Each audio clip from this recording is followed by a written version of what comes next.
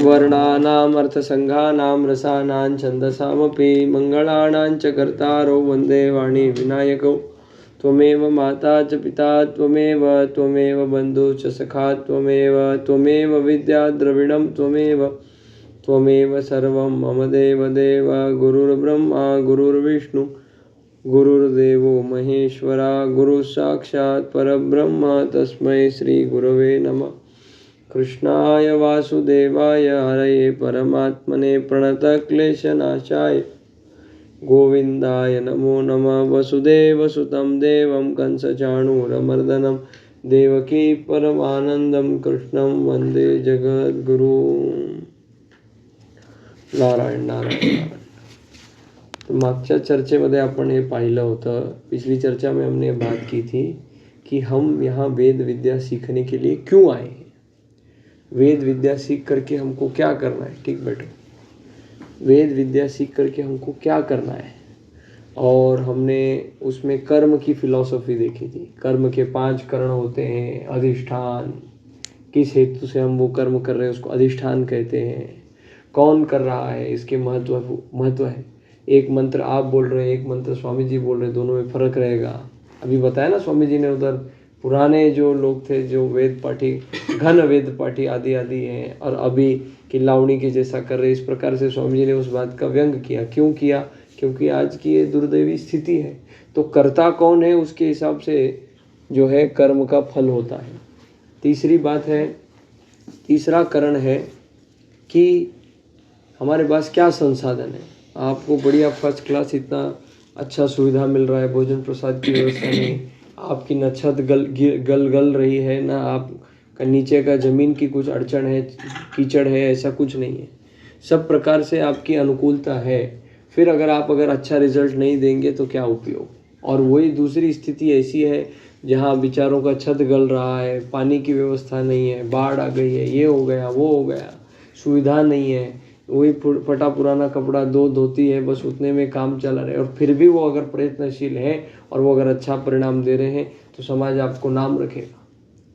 समाज नाम रखेगा वो अलग बात है, पर आपका कर्म फलित होने में जो 5 करण है उसमें वो इम्पोर्टेंट फैक्टर है जो आपने मिस कर दिया। जो क्या था? संसाधन होने के बावजूद आप प्रयत्नशील नहीं रहे। चौथा बात था, कितना प्रयत्न करते हैं, हाउ मच चेष्टा डू यू डू। जैसे यहाँ देखो, तेरा कितना हुआ, मेरा कितना हुआ, इस सब की हमने चर्चा की थी। मेरा कितना हुआ ये विचार करना चाहिए। सचिन तेंदुलकर को जो पूछा गया, मैं अवान्तर उदाहरण इसलिए दे रहा हूँ ताकि आपको ध्यान रहे। मैं ऐसी शास्त्रीय बातें करता रहूँगा, शुद्ध हिंदी थोड़ा बोलने की कोशिश करूँगा तो आप यहीं सो जाएंगे। आपको जो रोचक लगते हैं ऐसे कुछ उदाहरण मैनेजमेंट पॉइंट ऑफ व्यू से आपको बतलाता हूँ कि ऐसा है। सचिन तेंदुलकर को पूछा गया था कि भैया आपके सक्सेस का रहस्य क्या है, आपने जो ये सिद्धि प्राप्त की है, 100 सेंचुरीज आपने किया, आप God of cricket, what is the success of your secret, what is the secret of your success. तब उसने वो इंटरव्यूअर को जवाब दिया कि मैं मेरा जो शुरुआत करता हूँ मेरे दिन की, उसकी शुरुआत में सबसे पहले 1000 बॉल्स को फेस करके, जो नॉकिंग होता है ना क्रिकेट में, I start my day by facing 1000 balls. आप विचार करो, अगर उसने मशीन भी लगाया तो एक बॉल को उसको नॉक करने में, उसको खेलने में कम से कम 10 सेकंड लगेगा। बॉल आ रहा है, फिर वो कर रहा है, पूरी प्रक्रिया कहाँ गया, फिर वेट करा, फिर अगला। 10 सेकंड इंटू 1000 बॉल करो, कितना हो जाएगा? 10,000 सेकंड हो जाएगा। 10,000 सेकंड को 3600 से डिवाइड करो, कम से कम 4-6 घंटे का काम है सब मिला के। जाते ही तो वो खेलना नहीं शुरू कर देगा, पहले वार्म अप करेगा, ये करेगा वो। कहने का तात्पर्य ये है कि वो गॉड ऑफ क्रिकेट इसलिए है क्योंकि अपने जीवन में अपने कर्म को सबसे ऊपर रखा, और चाहे कुछ हो जाए उसने दिन की शुरुआत 1000 गेंद खेल करके की। क्या आप अपने दिन की शुरुआत इस प्रकार से करते हैं क्या? आपको उच्च कोटि का महात्मा बनना है, उच्च कोटि का वेद पाठी बनना है, उच्च कोटि का कर्मकांडी बनना है, उच्च कोटि का आपको वक्ता बनना है, क्या आप उसके लिए प्रयत्नशील हैं? अगर आपने जिस क्षेत्र का चयन किया है, जिस फील्ड को आपने चूज किया है, अगर उसके लिए आप प्रयत्नशील नहीं है तो आपके जैसा दुर्भाग्य व्यक्ति कोई नहीं है। क्योंकि आप जबरदस्ती कर रहे हैं, जैसे जानवर करता है। जानवर अपने स्वभाव के वश होकर के शिकार करता है, तैरता है, मछली तैरती है, पक्षी उड़ता है, वो स्वभाव है। विचार करके कर्म करने की बुद्धि क्षमता केवल 84 लाख योनि में भगवान ने मनुष्य को दी। अब वो 1.5 किलो का बुद्धि लेकर के अगर आप कर्म नहीं कर रहे हैं तो इसमें कमती किसकी है? आपकी है। और इसमें परिणाम क्या हो जाएगा? परिणाम ये हो जाएगा कि जिस स्टैंडर्ड पे आपने जीवन को जीना चाहिए आप उसे नीचे खिसक जाएंगे।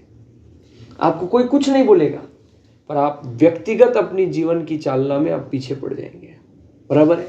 आप लोगों को ये तो पता होगा। और 5वां जो है फैक्टर उसमें दैव, जिसको हम नसीब, फैक्ट, गुड लक और फॉर्च्यून ये सब बोलते हैं। पर वो तत्व ज्ञान को जानने वाले व्यक्ति जानते हैं कि फॉर्च्यून वार्च्यून कुछ नहीं होता। What is your luck? आपका नसीब क्या है? आपने पहले किए हुए अच्छे बुरे कर्म जो है शुभ अशुभ परिणाम देने वाले, वही आपका प्रारब्ध बनते हैं। मान लीजिए उदाहरण के तौर पे कोई व्यक्ति, कोई विद्यार्थी वर्ष भर पढ़ाई नहीं कर रहा है, अब फिर वो मुख्य परीक्षा में फेल हो गया। अरे माझा नशीबच खराब होता। हो ना, मग तुझ्या कर्माच्या फलस्वरूपात तुझे नशीब आहे। पढ़ाई ही नहीं किया और अपेक्षा है कि कुछ मिल जाए। और आज का समाज दुर्भाग्यपूर्ण इसी के पीछे लगा हुआ है।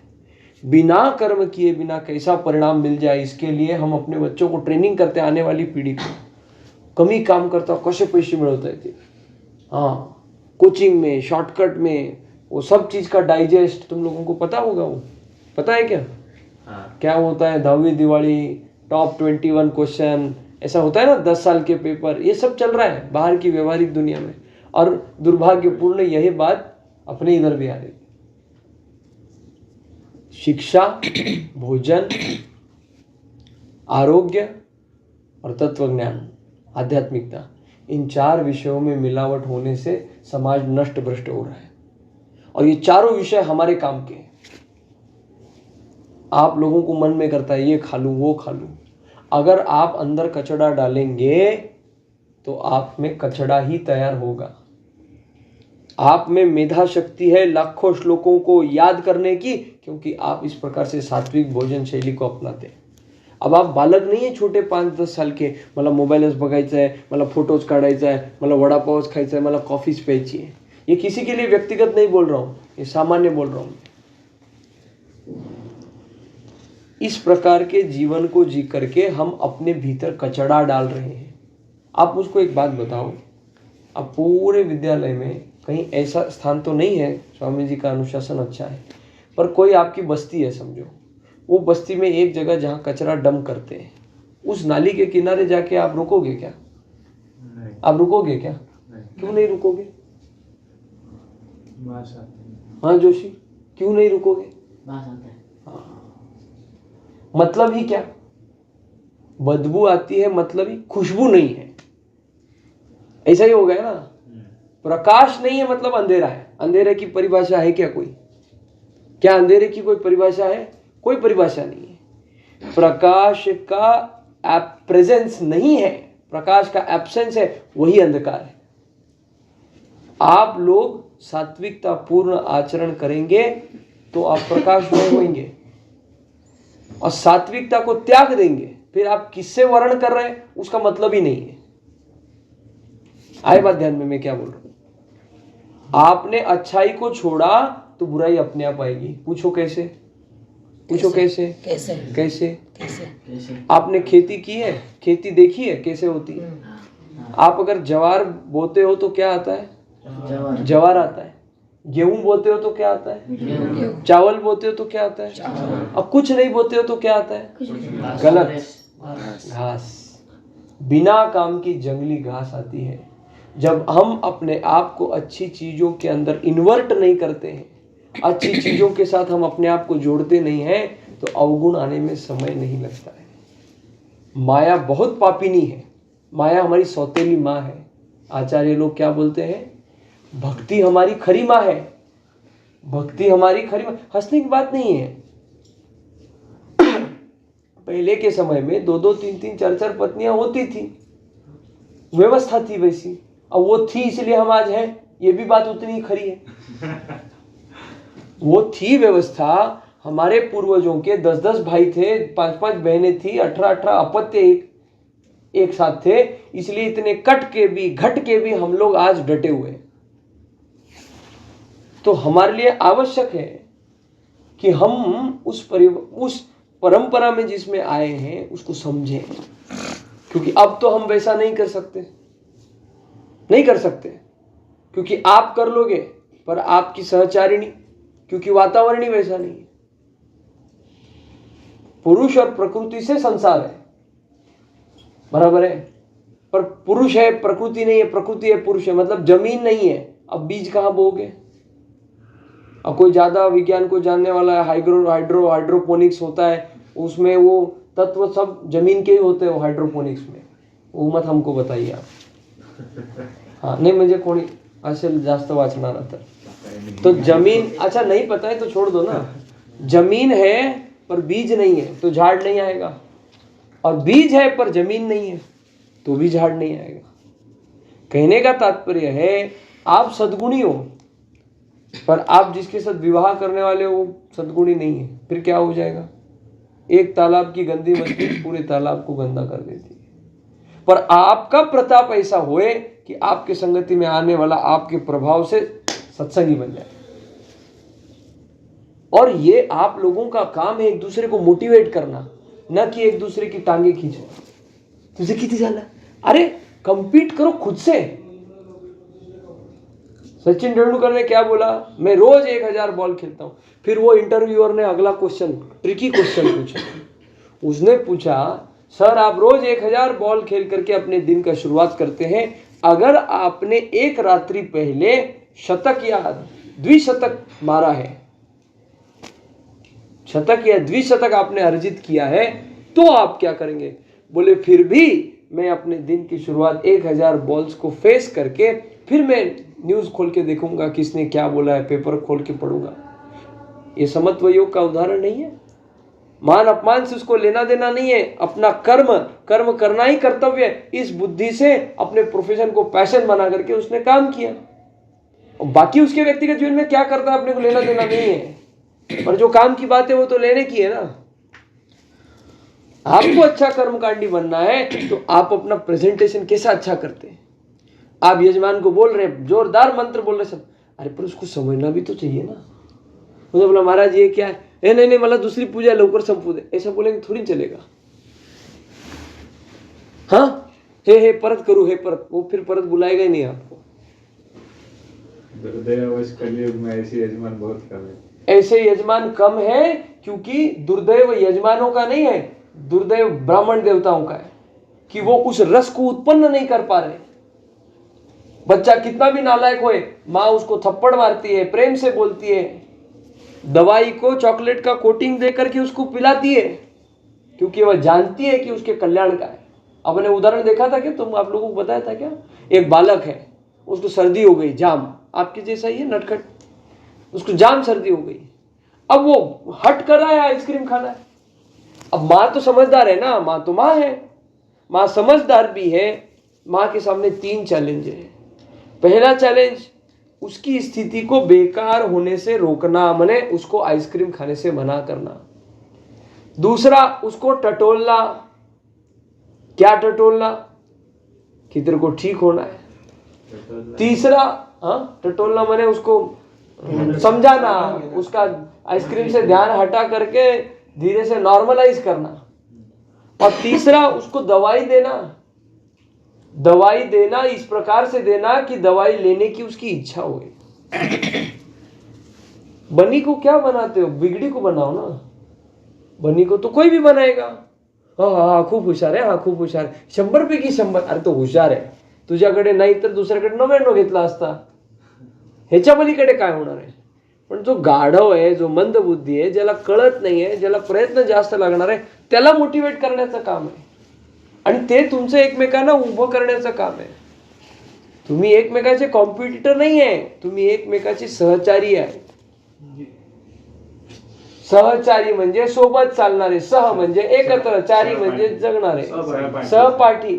सहचारिणी नाही म्हटलं मी, सहचारी म्हटलं। सहपाठी म्हणजे नाही, सहचारी म्हटलं तर काय चुकीचं आहे। तुम्ही पण पाठीची सवय लागली त्यामुळे. ठीक आहे, प्रश्न तो नाही आहे, दिशा भटकू नका विषयाची. कंटिन्यू. त्यामुळे आवश्यक हे आहे की तुम्ही स्वतःवरती खऱ्या अर्थाने फोकस करा. तुम्ही जे कर्म करताय त्याचं फळ हे बघा. तुम्ही आता सगळे तसे छोटे पण नहीं तसे मोठे पण नहीं, तुम्ही आज्ञाधारी आहात. स्वामी जी ने बोला है, गुरु जी ने बोला है, फिर तुम उसमें शंका नहीं करते, पर पब्लिक तुम्हारे में शंका करेगी. हाँ, तुमने पूजा किया, वो फलित नहीं हुई या उसमें कुछ उल्टा सुल्टा हो गया, उसको विपरीत परिणाम हुआ, लक्ष्मी जी आने की जगह चली गई, वो कंगाल हो गया, तुमको बेच के खा जाएगा वो काट के. तुम ये नहीं बोल सकते डॉक्टर के जैसा मैंने तो प्रयत्न किया था, आई एम सॉरी. ये हम बोल सकते हैं, या आप नहीं बोल सकते. आपके पास ब्रह्मास्त्र है. हाँ हाँ, वो ब्रह्मास्त्र है. पर आपको इतना प्रभावशाली बनना है कि आपका वाक्य समाज के लिए पत्थर की लकीर होना चाहिए. वो तब आएगा जब आप स्वयं को परिपक्व बनाओगे. और परिपक्व के लिए क्या है? दुनिया भर की फालतू की बातों को माइनस कर देना, डिलीट कर देना, और अच्छी बातों का वर्ण कर लेना. भक्ति क्या है? सगी माँ है. और माया क्या है? सौतेली माँ. सौतेली माँ उदाहरण आपको देता हूँ महाराणा प्रताप का. महाराणा प्रताप की जो सौतेली माँ थी उसका बेटा था जगमाल. और वो जगमाल को राजा बनाना चाहती थी. वो लायक बिल्कुल नहीं था, मदिरा पान करने वाला, संग गलत संग करने वाला, वगैरह वगैरह सब. पर बस ममता, मोह. अब वो ये नहीं देख रहे इतना बड़ा ये राजकोष, राज वैभव है, बस अपने पुत्र का मोह. वो अपनी माँ के गले पे तलवार रखने के लिए माया के अधीन हो गया, इतना मूर्ख बालक. पर वो माँ की ममता, उसका मोह छूटता नहीं. पर उसको राजा बनाने के चक्कर में क्या किया?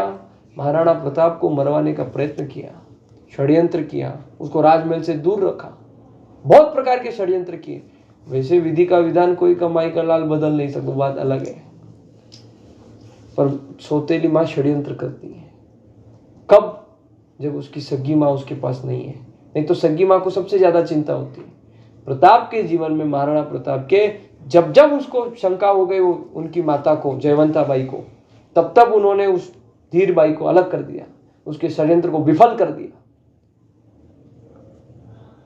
अपनी सगी माँ भक्ति है. भक्ति का वर्णन करेंगे माता स्वरूप में तो अपना कल्याण हो जाएगा. भक्ति माता को ध्यान में नहीं पकड़ेंगे तो माया तो बैठी ही है सीता राम करने के लिए. और ऐसी हजामत होएगी भैया कि वो माया मंथरा के माध्यम से कैकेयी माता का भी बुद्धि घुमा सकती है.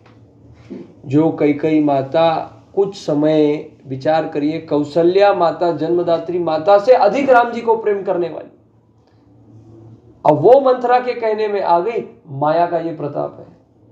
अरे भल भले को ढहा देती है माया. हाँ, विश्वामित्र जी ने हजारों वर्ष तप किया, और क्या हुआ? कामना मेनका अप्सराएं आई और जय जय सीताराम.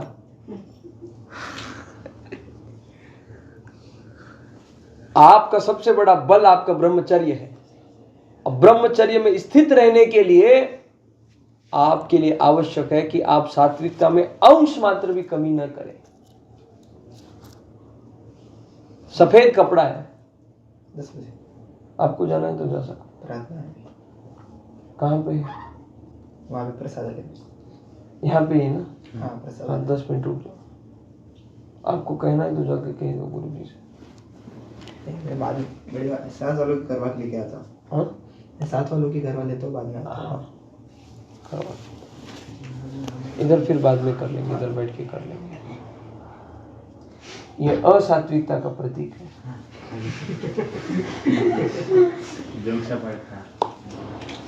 तो सात्विकता का वर्ण अंश मात्र भी उसमें फर्क नहीं होना चाहिए. कैसे? सफेद रंग का वस्त्र है, कागज है सफेद रंग का, सफेद कागज नहीं दिखेगा, पर उसमें एक काला दाग रहा तो उसको पहले नजर आएगा.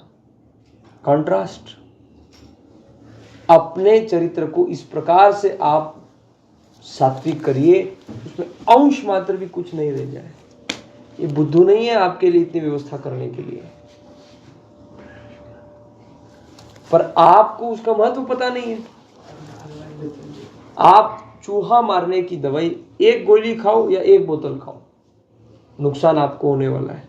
नहीं कभी तो कॉफी, अरे भाई तामसी वस्तु है ना भैया, कचरा कचरा है, कचरा कचरा है, वो अच्छा है ही नहीं। किसी के लिए व्यक्तिगत नहीं है, किसी को कॉफी पीने का है, किसी को वड़ा पाव खाने का है, किसी को पैंट शर्ट पहनना है, किसी को मोबाइल लेना है, किसी को फोन में ये देखना है। सब प्रकार के दोष हमारे पास उपयुक्त है। उन दोषों से मुक्ति और सात्विकता से वर्ण, ये हमारा कल्याण करने का मुख्य पांडा है। और भगवान ने स्पष्ट वर्णन किया गीता जी में, ये शुरुआत में कठिन लगता है, शुरुआत में कठिन लगता है, पर उसका परिणाम अमृतत्व के समान है। जहर के जैसा कठिन लगता है, जहर के जैसा, पर उसका परिणाम अमृतत्व से युक्त है। अब आप विचार करो, अभी मजा करना है और जिंदगी भर झक मार के सजा भुगतना है, या अभी थोड़ा कष्ट सहन कर लिया, सजा सहन कर लिया, जीवन भर मजा करना है। जीवन भर मजा मतलब बाहर जाने के बाद फिर खाओ पियो, ऐसा नहीं। जो आपने सात्विकता अर्जित की है वो आपकी करेंसी है। सात्विकता जो आपने अर्जित की है ना, उसका परिणाम ऐसा है। 48 वेद विद्यालय, एक एक महाविद्यालय, वो मुख्यमंत्री प्रधानमंत्री आके चरण पकड़ेगा, और वो पकड़ेगा इसलिए सात्विकता मत रखो, उस सात्विकता में अपना परम कल्याण है। मुझको बता, जीव का क्या उद्दिष्ट है, हम जन्म क्यों लेते हैं? हाँ, मोक्ष की क्या व्याख्या है? थोड़ा सादा भाषा में बताओ ना, हमारे जैसे समझ में आए। ब्रह्मलोक की, ब्रह्मा देवता की स्थिति तक, ब्रह्मलोक की स्थिति तक सारे लोग आने जाने वाले हैं। उदाहरण भागवत में वर्णन आता है, कृष्ण भगवान की परीक्षा लेने के लिए ब्रह्मलोक से एक क्षण के लिए आए, बछड़े और ग्वालों को हरण करके ले गए, एक क्षण रख करके आए तो यहां देखा महीनों बीत गए थे। इससे दो बातें सिद्ध होती है इस प्रक्रिया में से। पहली बात, थियरी ऑफ मल्टीपल यूनिवर्स। क्यों? क्योंकि उसी भागवत में वर्णन है, भगवान के नामकरण संस्कार में सारे देवता पुष्प वृष्टि कर रहे थे, तो उसमें ब्रह्मा जी भी थे। फिर अगर ब्रह्मा जी नामकरण संस्कार में आए 10 साल बाद में भूल थोड़ी जाएंगे भगवान को, तो वो इस लोक के ब्रह्मा नहीं थे, इस ब्रह्मांड के ब्रह्मा नहीं थे, वो दूसरे ब्रह्मांड के ब्रह्मा थे। So this proves a theory of multiple universes. यहाँ पे कलयुग चल रहा है तो कहीं सतयुग चल रहा है, कहीं द्वापर चल रहा है, कहीं त्रेता चल रहा है, कहीं कोई और कल्प चल रहा है। पहली बात। दूसरी बात, भगवान साक्षात स्वरूप में आए हैं, ये ब्रह्मा जी को भी मालूम नहीं पड़ा। मालूम उसी को नहीं पड़ता है जो माया के व्याप्त है, और जो माया से व्याप्त है वो जन्मने मरने वाला है। इसलिए ब्रह्मलोक तक की जो स्थिति है वो जन्मने मरने वाली है। तुम एक सृष्टि के ब्रह्मांड के ब्रह्मा भी बन गए तो भी 100 वर्ष का कल्पों के गणित में आयुष्य पूरा होने के बाद फिर तुमको भगवान में विलीन होना पड़ेगा। फिर भगवान की इच्छा से उत्पत्ति हो जाएगी, नाभि कमल में से प्रकट हो जाओगे। पहले काम अच्छा किया होगा तो फिर से ब्रह्मा जी बन जाओगे, नहीं तो और कुछ बन जाओगे। तात्पर्य कहने का यह है, उस आयाम तक हर जीव का जो तत्व है वो आने जाने वाला है, और आपको खाली चले जाना है जहां से आए हैं। केशवम प्रति गच्छति होना है। जीव का शिव से मिलन करना है, नर का नारायण से मिलन करना है, भक्त का भगवान से मिलन करना है, नर का नारायण से मिलन करना है, आत्मा का परमात्मा से मिलन करना है, तो सात्विकता की प्रमुखता होनी चाहिए। सात्विकता किंचित भी कम हो गई, और गजब है कर्म का गणित, पता है क्या? आप चाहे सोच लो, कोई देख नहीं रहा है, अरे तुम्हारे अंदर का सीसीटीवी तो देख रहा है ना। और ये क्या है, एक बार बाण छूट गया तो छूट गया। मतलब क्या? बैंक का जो गणित है वो कैसा है? आपने 100 रुपया जमा किया, 50 रुपया खर्चा किया, कितना बचा? 50। कर्मों का गणित ऐसा नहीं है। 10 काम अच्छा किया, 5 काम बुरा किया, तो 10 अच्छा माइनस 5 बुरा इज इक्वल टू 5 अच्छा, ऐसा नहीं है। 10 काम अच्छा किया उसका सुख भोगना पड़ेगा, 5 काम बुरा किया उसका दुख भोगना पड़ेगा। तो 10 और 5 15 हो जाता है इधर, और समय जाता है। उम्रिया बीती जाती है। अब इसलिए कर्म से बचना है। अब कर्म तो करने के लिए हर जीव बाध्य है, छूट नहीं सकता कर्म। हमारे और भगवान के बीच में कोई एक चीज अड़ंगा है, माया का तत्व, वो हमारा कर्म है। हमारा कर्म है, वो कर्म परिणाम स्वरूप है। उसके पीछे इतने सारे कारण है, सारी माया का खेल है। कुछ दिख गया तो मन अटक गया। वो सामने है पर दिखाना नहीं चाहिए, ऐसा ट्रेनिंग होना चाहिए ना। मेरे को पसंद आने वाली सबसे अच्छी वस्तु मेरे सामने है, भक्षण नहीं करना है। और आप लोग वेद पाठी, आपकी जिम्मेदारी ज्यादा है। आप अन्यथा ना ले। 7th क्लास की एक विद्यार्थिनी हमारे संस्था में, जो हमारे ट्रस्टी महोदय, उनकी बेटी 7th क्लास की बच्ची, वो मतलब मैं मात्र 13-14 वर्ष की, उसने संकल्प किया कि मैं एकादशी करूंगी। उसके घर में पिताजी उसके करते नहीं थे, उनके सास ससुर जी जो थे बोल बोल के थक गए कि थे करो जवाई जी करो। 15 वर्ष में नहीं किया, वो बेटी के पीछे करना शुरू किया। सात्विकता का क्या परिणाम होता है। उसने मैदा खाना छोड़ दिया। हमारे वो सर को हर वीकेंड पे बाहर खाने की आदत थी, होटलिंग करने की आदत थी। जब वो लड़की ने मैदा खाना छोड़ दिया, तब उनको ये रियलाइज हुआ, उनको ये अनुभव आया कि हम जो बाहर जितना मुंह मारते हैं उसमें 90% से ज्यादा चीज मैदे की, कि वो मैदा नहीं खाएगी, उसके लिए ऑर्डर करना है तो सोचना पड़ता था, ये नहीं। फिर मालूम पड़ा रहे कितना, फिर उन्होंने कम कर दिया एकदम होटलिंग। महीने में एक बार भी नहीं जाते। सात्विकता का काम हुआ कि नहीं हुआ? इस सात्विकता का प्रभाव है। और मैं बहुत फ्रस्ट्रेट होता था, स्वामी जी को पूछता था मैं, मेरे मित्र मानते ही नहीं है, सब डॉक्टर लोग, मूर्ख लोग, सब पढ़ाई करते, ये करते, सब करते, पागल के बाजार। तो क्या उपयोग उस ज्ञान का? हाँ, ये करने से एसिडिटी होती, इसलिए एंटासिड खा के ये करते, ये ज्ञान का उपयोग नहीं, ये ज्ञान का उपयोग उनका। हाँ, महात्माओं ने कहा है भगवान का नाम आपको सभी पापों से मुक्त करने वाला है, पर उसको ढाल बना करके अगर आप पाप करेंगे तो it will turn against you. आपका नाश हो जाएगा, नष्ट भ्रष्ट हो जाएंगे उसी नाम के दम पे आप। इसलिए पाप से बचना है, माया से बचना है, असात्विकता से बचना है। सात्विकता का वर्ण करोगे तो जीवन में सुखी रहोगे, इहलोक में परलोक में तुम्हारा कल्याण हो जाएगा।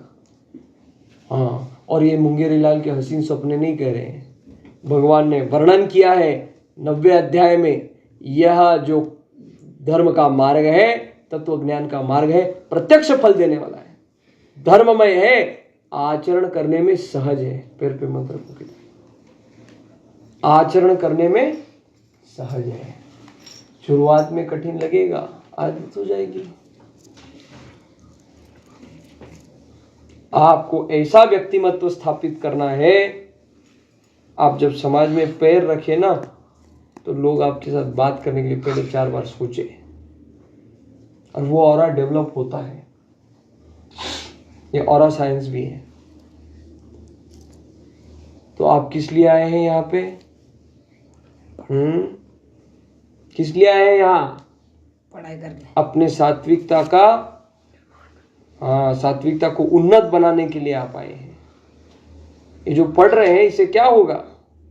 वेदों का रक्षा करने के लिए आए हो, जिसे आपने ठेका लिया। आप नहीं होते तो वेद लुप्त प्राय हो जाते। अरे भगवान को चिंता है, कभी अपने आप को आत्म केंद्रित नहीं रखना। हम तो दास हैं, दासानुदास हैं। यही परंपरा है ना, दासानुदास की परंपरा है। रामानुज परंपरा में यही तो बोलते हैं, दासानुदास है।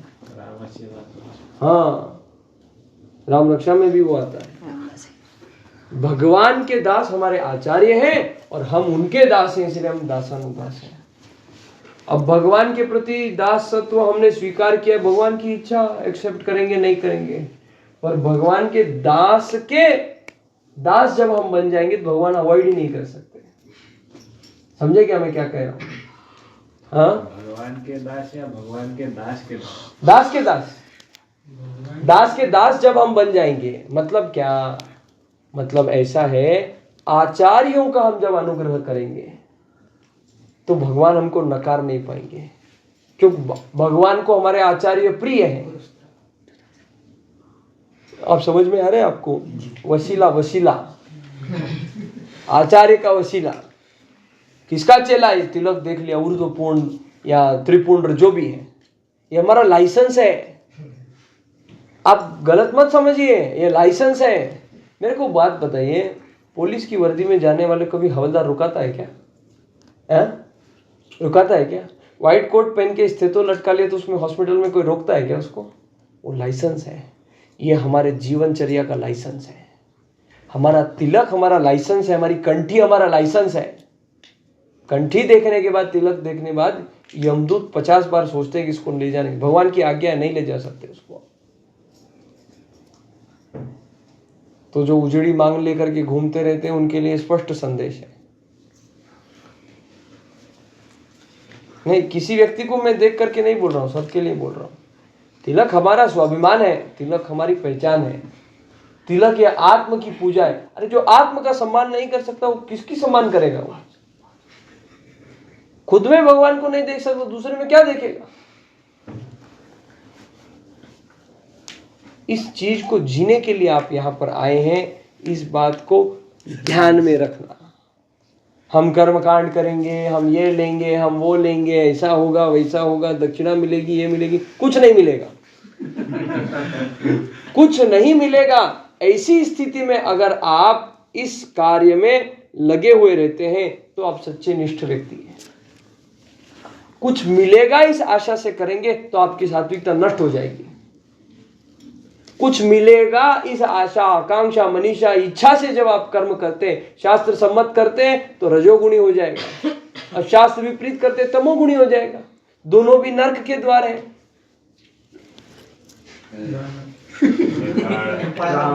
आई बात ध्यान में? इसलिए सात्विकता, अब इसकी आवश्यकता नहीं थी, ये तमोगुणी है बात,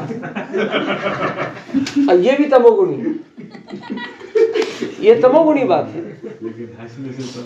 तमोगुणी बात है। किस पे हंस रहे हैं? अष्टावक्र जब जनक की सभा में गया तो सभा हंसने लग गई। जनक राजा की सभा विद्वानों की सभा कही जाती है। पूरी सभा हंसने, अष्टावक्र थोड़ा कुबड़ था, सभा हंसने लग गई तो वो डिप्रेस नहीं हुआ, वो और जोर जोर से हंसने लगा। अष्टावक्र सबसे ज्यादा जोर से हंसने लगा तो सब ठंडे पड़ गए। तो राजा ने पूछा, हे महात्मन आप क्यों हंस रहे हैं? बोले पहले बताओ ये सब मूर्ख क्यों हंस रहे हैं? उन्होंने कहा मैं इस बात पे हंस रहा हूं कि ये मुझ पर हंस रहे हैं, देह पर हंस रहे हैं, या इसको निर्माण करने वाले पे हंस रहे हैं। उसको जो देह प्राप्त हुआ है उसके पूर्व संचित कर्मों से हुआ है, पर भगवान के बिना तो कुछ नहीं होने वाला। कोई ये कहे कि पत्ता पत्ता भगवान की मर्जी से हिलता है, और कोई विद्वान जाके सब पत्ता हिला दे, बोले ये मैंने हिला है, तो तेरा मुर्दा थोड़ी नहीं हिलाएगा। तेरे में चैतन्य स्वरूप है इसलिए तू जाके हिला सकता है। भगवान के बिना कुछ नहीं दुनिया में। और भगवत तत्व को जो जी सकता है वो अष्टावक्र की भाषा बोलेगा कि मुझ पर हंस रहे हो इस देह पे, या इसको बनाने वाले पे हंस रहे हो। वैसे आप इस पर हंस रहे हो कि इसने जो व्यंग किया उस पे हंस रहे हो। साधो साधो। पर अभी हमने इस चर्चा सत्र के आरंभ में संकल्प किया है कि हमको एक दूसरे को यथार्थता के लिए प्रोत्साहित करना है। उसने व्यंग किया तो तुरंत गोरे आप हंसोगे ही नहीं तो वो डायलॉग मारेगा नहीं, याद रखना है बात। डायलॉग नहीं, क्रिया करता है। हाँ, गजब बेइज्जती हो जाएगी। मतलब तात्विक दृष्टि से भी वो सुधर जाएगा और लोक लज्जा से भी वो सुधर जाएगा। भगवान ने अर्जुन को कहा है किसी भी प्रकार से युद्ध करना तेरे लिए श्रेयस्कर है। लोक लज्जा को देखेगा तो महान राजाओं ने, क्षत्रियों ने इसी परंपरा का निर्वाह किया है, और तात्विक बुद्धि से तू क्या इनको मारेगा, सब मरे हुए, तेरा कर्तव्य कर्म समझ करके युद्ध कर। इस प्रकार के विचारों को लेकर के अगर आप जी सकते हैं तो आपके सात्विकता की वृद्धि होगी, उन्नति होगी। अगर आपका सात्विक गुण उन्नत होगा तो आपके हाथ से बड़ा कार्य होगा। अगर आपकी आप में ही निष्ठा नहीं है तो आप क्या विद्यार्थी तैयार करेंगे, क्या भारत माता की सेवा करेंगे? इसलिए आवश्यक है अपने सात्विकता को अपना सबसे अनमोल धन बोल करके उसको जमा करके बचा करके रखो, उसको नष्ट होने से रोको। उसको पोषित करने के लिए जो भी नियम आवश्यक है उसको धारण करो। पिछली बार हमने चर्चा की थी, क्या चर्चा की थी? त्याग की थी ना। बूंदी छोड़ दो, मीठा छोड़ दो, फलाना छोड़ दो। कितने लोगों ने होमवर्क किया? कुछ नहीं किया। अरे क्या किया आपने? क्या छोड़ा? गुलाब जामुन छोड़ा। साल में एक बार खाने को मिलता है, वो छोड़ दिया। ये बूंदी रोज खाता है घर से मांगा। फिर वही बात, दोष बुद्धि विनाश बुद्धि। वो पितृपक्ष में की खीर खाने छोड़ती। बहुत अच्छा। बूंदी नहीं खाया आज बूंदी नहीं खाया? सच्ची बात? नहीं, थोड़ा चखा था, थोड़ा फिर गलत बात हो गई। इसमें तो कप्पा भर गया। नहीं, महाराज जी खुद आके बोले थे टेस्ट करो, इसलिए 2 दाने दिए। चलो उनका मान रखने के लिए रख लिया। हाँ। पर तात्पर्य यह है कि अपने सात्विकता को अपने सबसे बड़ा धन समझ करके उसका जतन करो, उसको पुष्ट करो। जो सात्विकता को पुष्ट करेगा वही मैदान में टिका हुआ रहेगा, अन्यथा नष्ट भ्रष्ट होने में समय नहीं लगेगा। हमने ये भी चर्चा की थी, ब्राह्मण देवता त्रिकाल संध्या करता है तो बहुत पुण्य मिलता है, ऐसा नहीं है। नित्य कर्म है, पर नहीं करता है तो दोष बहुत मिलता है, भयानक। महात्माओं ने कहा है, शास्त्रों में वर्णन है, इसलिए अपना नित्य विहित कर्म सात्विकता को धारण करना ये ब्राह्मण देवता का कर्तव्य कर्म है। वह उसके पर्सनालिटी का भूषण है, आभूषण है। तो आपसे यही अनुरोध, विनती, प्रार्थना, विनंती, आज्ञा, विद्यर्थ सब कुछ यही है कि अपने सात्विकता को धारण करके रखिए, उसको पुष्ट करिए, उसके लिए आवश्यक नियम तियम सब कुछ करिए। माया के चक्कर में फंस के ये क्या कर रहा है, गौरिया क्या कर रहा है, फलाना क्या कर रहा है, जोशिया क्या कर रहा है, कुल क्या कर रहा है, इस सब को ध्यान में न रखते हुए मुझको क्या करना है। अगर आप दूसरे को देख रहे हो तो आप उसके गुलाम हो। हमारे वीरों ने स्वतंत्रता इसलिए नहीं प्राप्त की कि आप अपने मन के गुलाम बनो, आप अपने मन के राजा बनो, इसलिए हमको ये ज्ञान प्राप्त हुआ है। और ये ज्ञान प्राप्त हुआ इसलिए इतने इन्वेजन हुए, इतने आक्रमण हुए, तो भी हमारी परंपरा नष्ट भ्रष्ट नहीं हुई, क्योंकि हम मन के राजा वाले लोग हैं, बुद्धि पे अंकुश वाले लोग हैं। और इसलिए व्यवहारिकता हमारा कुछ नहीं बिगाड़ सकती, क्योंकि हमारे पास वो परम धन है, तत्व ज्ञान का परम धन है। आप उस महान परंपरा में जुड़ने के लिए आए हैं, और उस महान परंपरा में जुड़ करके इस पात्र बनने के लिए आए हैं कि आप सारे सामान्य जन समुदाय को उस परंपरा में जोड़ो, ब्रह्म की परंपरा में। उसके लिए महत्वपूर्ण ये मन को नियंत्रित रखना, सात्विकता से स्वयं को पुष्ट करना। और इसके लिए अब क्या क्या नियम करने वाले व्यक्तिगत सब लोग बताना हमको कि भाई हम सूर्य नमस्कार कर रहे हैं, हम ये कर रहे हैं, हम 4 बजे उठ रहे हैं। कोई जरूरी नहीं कि इधर 4 बजे बोलते तो 4 बजे उठना ही चाहिए। कहने का मतलब है लेट उठो ऐसा नहीं कह रहे, 2 बजे उठ करके भजन करो।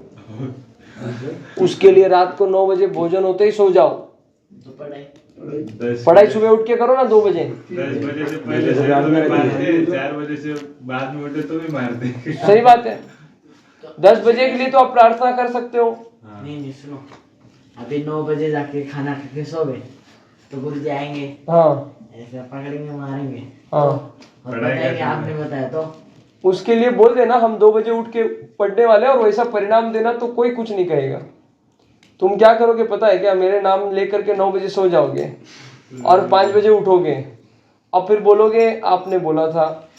ऐसा है,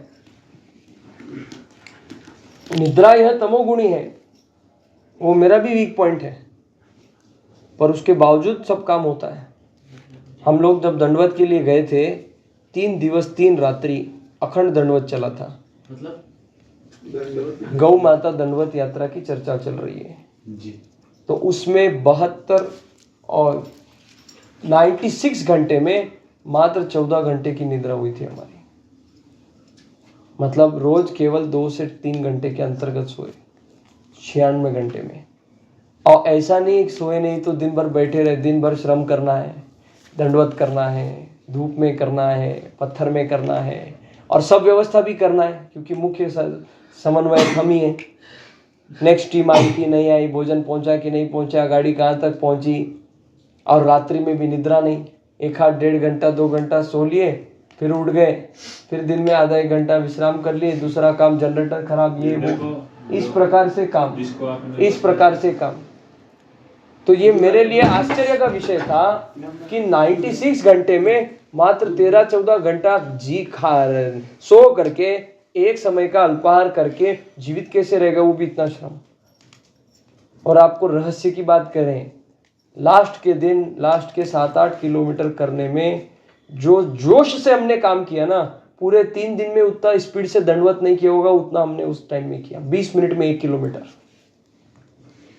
कूद के कहां से ऊर्जा आ गई पता नहीं, इतना दंडवत किया। इस सात्विकता का भगवान की इच्छा शक्ति का परिणाम। ये कहने की बातें नहीं है, पर आपको विश्वास नहीं होगा, ये तो ऐसे ही भाषण दे के चला गया, ऐसा बोलेंगे। इसलिए दास का जीवन का अनुभव थोड़ा कुछ बता दिया, प्रसाद स्वरूप में जो है वो भगवान का बल सात्विकता का मूल है। जो भगवान को छोड़ देता है वो नरक में जाता है, भगवान को पकड़ के रखता है उसका कभी अहित हो नहीं सकता। सात्विकता को पुष्ट करने के लिए भगवान को धारण करो, यहाँ पे सब भगवान की प्रसन्नता के लिए खाओ। भगवान का काम करना है, उसके लिए शक्ति चाहिए, उसके लिए भोजन चाहिए। भगवान का कार्य करने के लिए सो, क्यों निद्रा ठीक नहीं होगी तो सर दुखेगा, माइग्रेन हो जाएगा, ये हो जाएगा, वो हो जाएगा, नींद आएगी, दिन में काम में मन नहीं लगेगा, इसलिए सो।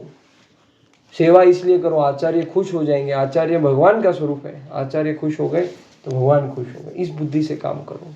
आपको क्यों वेदों का पाठ करना है, क्यों आपको परीक्षा में अव्वल आना है, ज्ञान से पुष्ट करना है, ज्ञान यज्ञ करना है।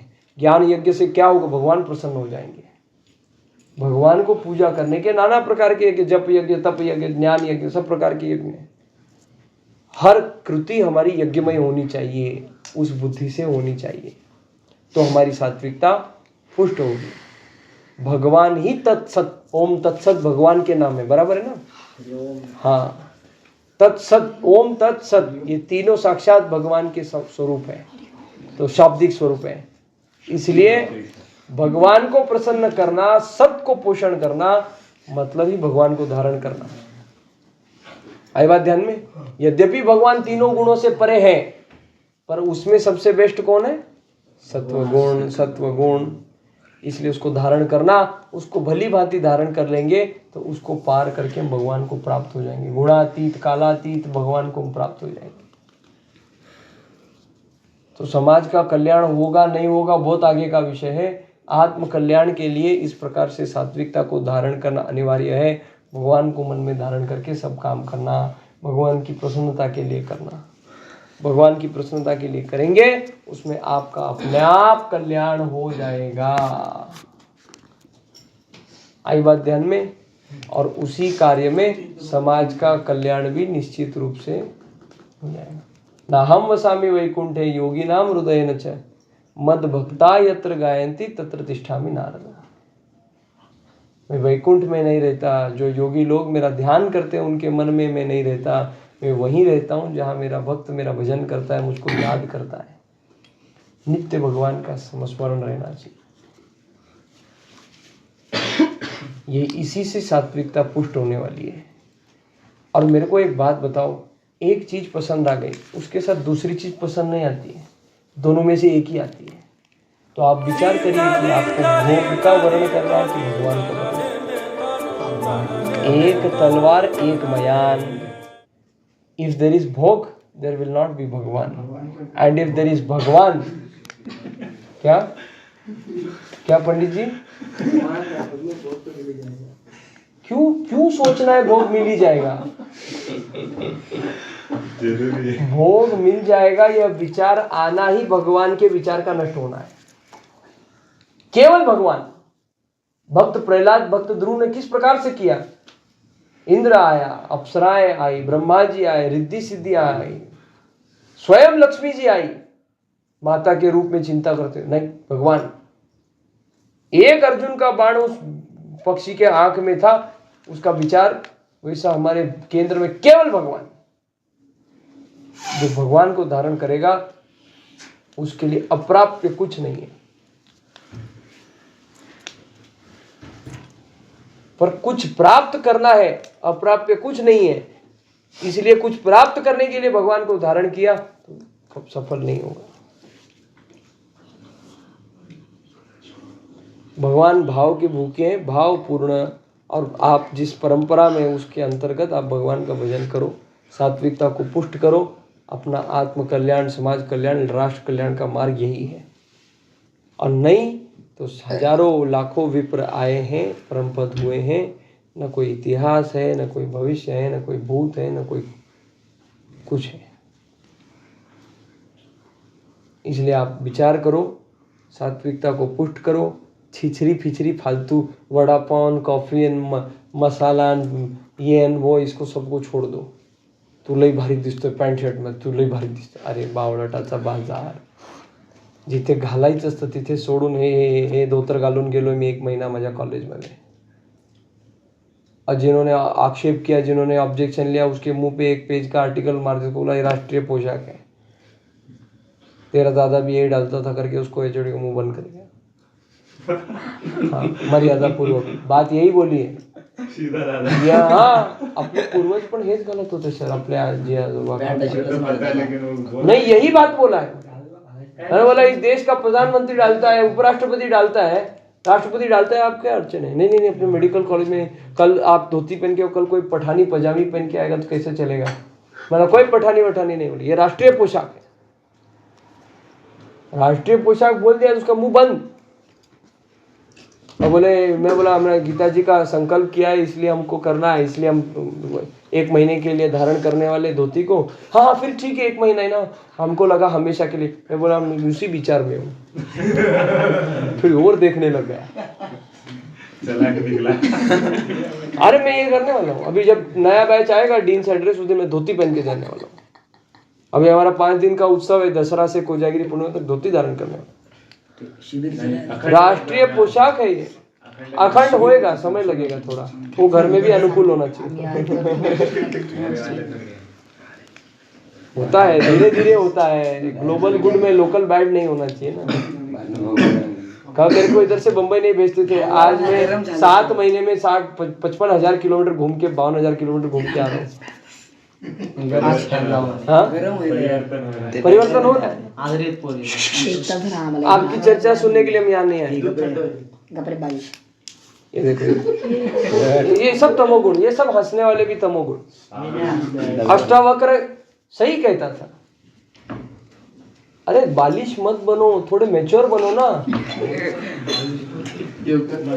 ये फिर देखो, अरे आपको समझ में आ रहा है मैं क्या कह रहा हूँ आपको? क्यों किसी का नाम लेना है? क्यों हंसना है?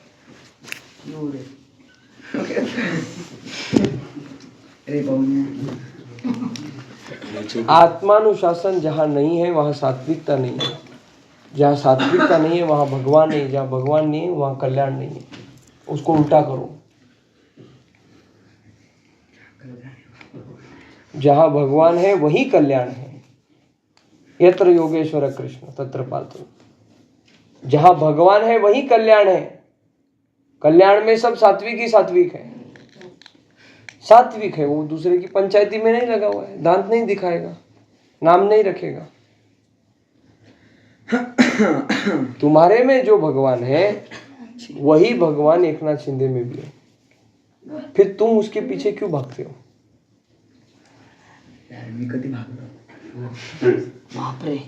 ये चर्चा तुम्हारी और मेरी व्यक्तिगत हो रही है क्या? प्रतिक्रिया करने की आवश्यकता क्या है? आप, वो आपको देख रहे, आप उनको मत देखो। बुद्ध को आकर के 1 घंटा गाली बका था वो आदमी। बुद्ध की क्या प्रक्रिया थी?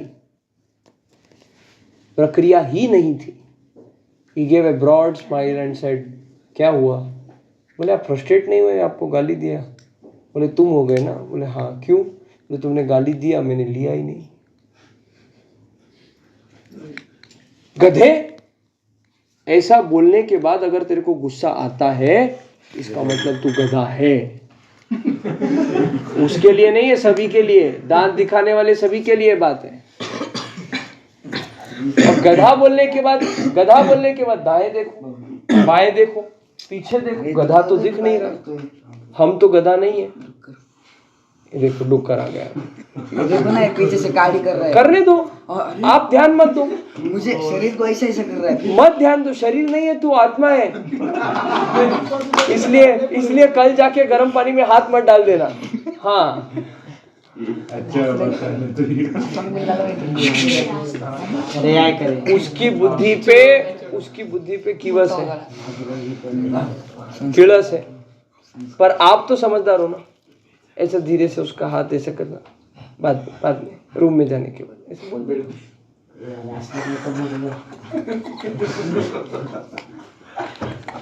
तो ये जो आपकी जो प्रतिक्रिया है ना, ये आपकी जो व्यक्तिगत है, हरियाणा क्लास आपकी जो प्रतिक्रिया है ना, ये आपके बौद्धिक स्तर की प्रतिक्रिया है। आप जो दांत दिखा रहे हो ना, ये आपकी बौद्धिक स्तर की प्रतिक्रिया है। तो आप सोचो आप किस स्तर में हैं।